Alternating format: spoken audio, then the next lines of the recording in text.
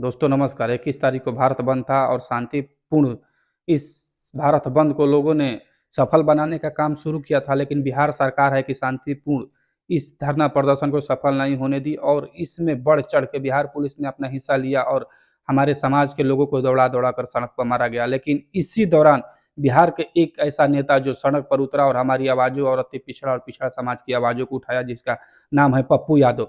पप्पू यादव क्या केवल एक समाज, खास समाज के लिए, यादव समाज के लिए सड़क पर नहीं उतरे थे, वो पूरा अति पिछड़ा, पिछड़ा एसटी सभी समाज के लिए सड़क पर उतरे थे। दुसाध पासवान समाज सबके लिए सड़क पर उतरे थे।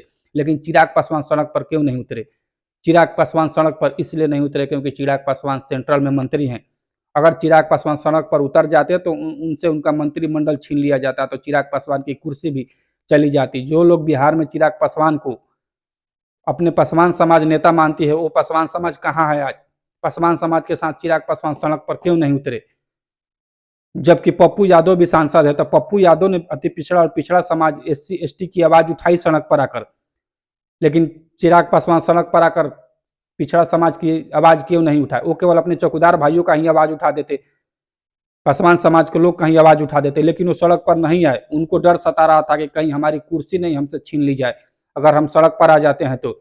इसलिए वो केवल मीडिया के सामने आते हैं और कुछ इधर से चौकीदार समाज के लिए दो मीठी बातें कर लेते हैं और कुछ सेंट्रल की भी बातें, मीठी मीठी बातें करके वो निकल जाते हैं और सीधा बोलते हैं कि बिहार में हमारी सरकार नहीं है, हम कोई मंत्री हैं, बिहार के मुख्यमंत्री हैं कि हम कार्य करेंगे।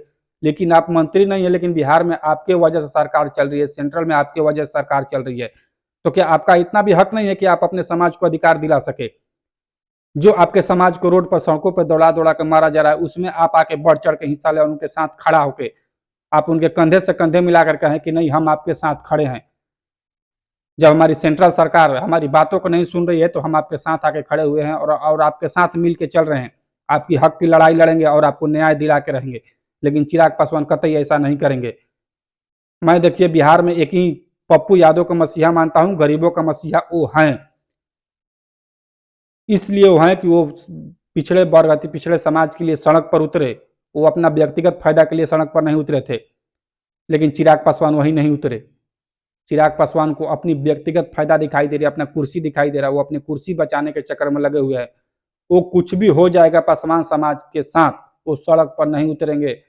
दलित समाज को आप बांट दीजिए, कितनी भी वर्गीकरण कर दीजिए, लेकिन उनको इससे मतलब नहीं है। उनको अपना रोटी सेकना है। वो सोच रहे हैं कि वो जान रहे हैं कि अगर हम कुछ भी कर देते हैं तो जो 5 से 6% पासवान समाज के लोग हैं, वो हमारे साथ कभी भी खड़ा रहेंगे और इससे हमारी सरकार में भागीदारी रहेगी और हम सेंट्रल में क्या, बिहार सरकार में भी हमारी भागीदारी रहेगी और हम किसी भी तरह से सरकार में बने रहेंगे।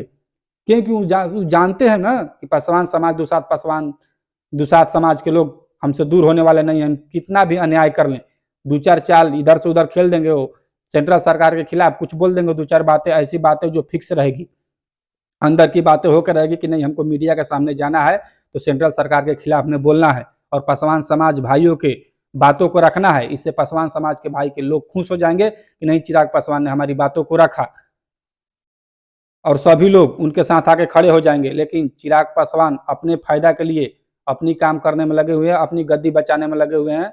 पासवान समाज के लोग या चौकीदार समाज के लोग को न्याय मिलने वाला नहीं है। अति पिछड़ा समाज के लोग को कभी भी न्याय नहीं मिलेगा, क्योंकि इतने सारे लोग जब सड़क पर उतरे थे तो उनको उनके समाज के सहयोग करने के लिए उनको सड़क पर आना चाहिए था।